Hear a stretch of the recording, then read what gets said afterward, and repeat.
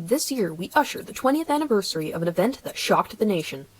A group of furtive schoolboys between the ages of 6 and 12 found themselves stranded on a deserted island after a plane evacuating the children from Britain was shot down.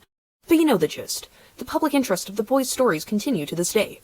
Recently, attention has been sparked due to a controversial lawsuit between two of the island's most tumultuous figures, Jack Meridew and Ralph, who doesn't have a last name, who were once made famous due to their short time stranded on the island. Coming up next is the reality television series The Hideously Rich and Disgustingly Wealthy, featuring none other than Jack Meridew.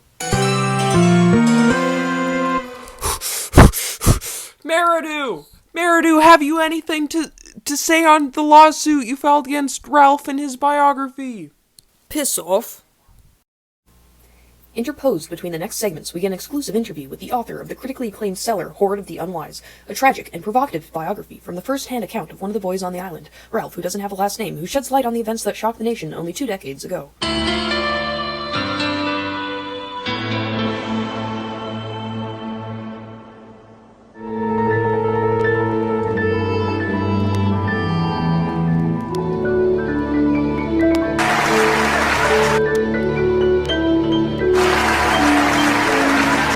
We welcome Ralph to the set this afternoon.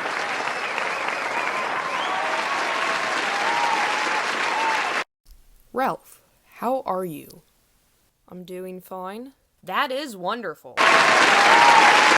Now, you published your biography a year ago. Have you received any criticism for your relaying of the events that happened on the island? Well, if you're talking about the lawsuit currently underway, then yes, I've received some criticism. Would you like to talk about the lawsuit? Legally, I am not able. It is no surprise that a point of contention with the biography is the portrayal of Jack, who acts as a sort of antagonist on the island. Would you say you purposely wrote Jack Meridew as a villain? Legally, I cannot answer that question. I have a quote taken directly from your biography right here. I would like to read it out loud. Could we please move on? Time on the island was wretched and ephemeral, hideously beautiful in its extravagance, yet unenlightened to man's dominion in all his faculties and godly machines. The horrors of war on the mainland, like the creepers and tendrils that consumed the island, acted as a backdrop to mine and the others' self-sabotaging tribe, which is Jack Meridew's fault, by the way. What happened on the island was the fault of a beast we cannot usher the name of.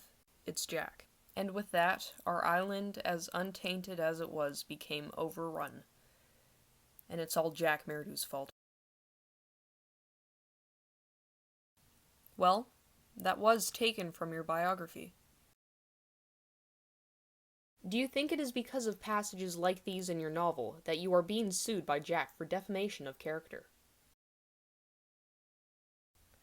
Next, let us discuss the reports of your alcoholism. Wait, would what? you say that the events that took place on the island mostly affected you in a negative way? I haven't been the same since then, I would say that. The trauma still influences me today. Maybe I've just never recovered. I don't know. Was there anything special about your and Jack's relationship? He plays a large role in your book. Jack Meridew was and still is an abominable.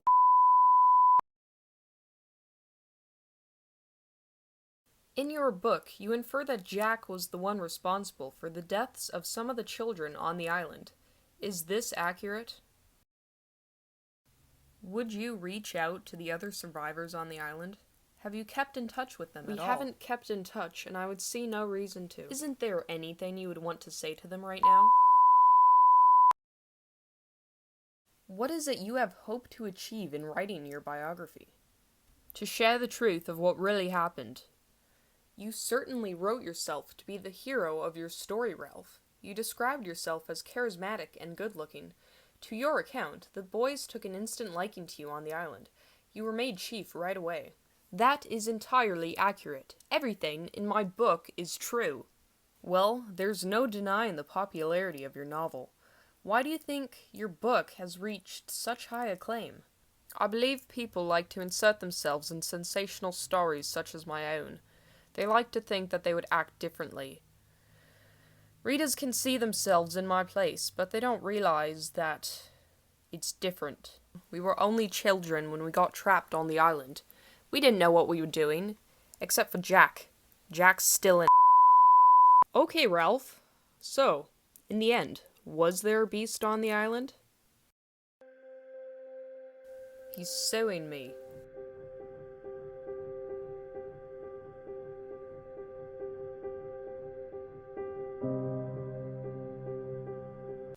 Coming up next, we get a closer look at the most glamorous mansions of the hideously wealthy. We also get an exclusive interview with Playboy millionaire Jack Meridew.